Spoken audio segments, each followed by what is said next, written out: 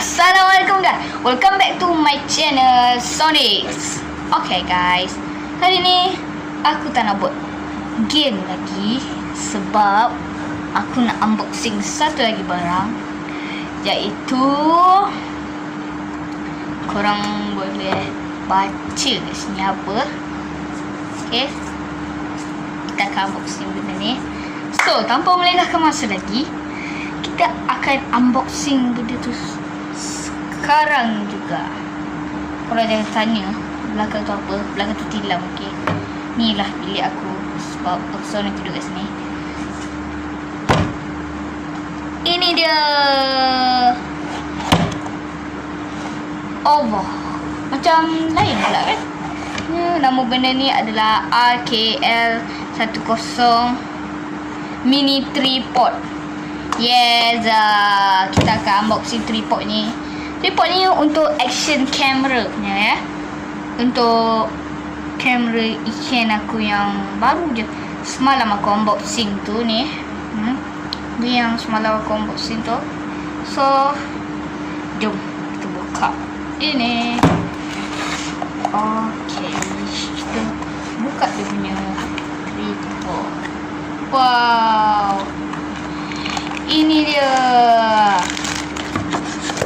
Buka ni, kita tak spill. Okay, kita nak tengok dia punya tripod. Ini dia guys, dia punya tripod. Okay, ni dia punya tripod. So ni kita boleh buka, kita boleh letak kat sini macam ni. Kau tengok ni, nampak kan? Nampak ni. Ni bapak aku belikan untuk aku buat sebab dia support aku punya video. Dan dia teringin nak tengok aku jadi orang yang buat video yang ni dan subscriber bertambah. So aku nak minta tolong korang subscribe channel aku sebab aku nak membanggakan ayah aku. Ya, aku nak membuktikan ayah aku ni bukanlah buat video biasa-biasa. So, korang tolonglah subscribe. Subscribe tu free je. Okay, subscribe tu free je. Tolonglah support aku. Okay guys, ini dia. Nampak tak ni? Yang benda macam kecil ni. Ni benda tu untuk letak action camera kita. So, aku dah sediakan aku punya action camera, iaitu ni dia.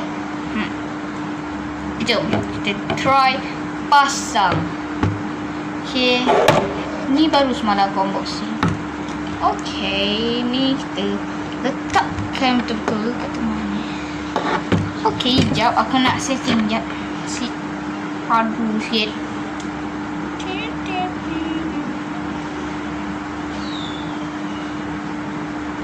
Okay guys, nak si tengah betul-betul. Okay. Ya. Okay, dah kita dah settle tengah center kan, korang nampak. Lepas tu kita ambil action cam ni, pasang kat sini. Gini.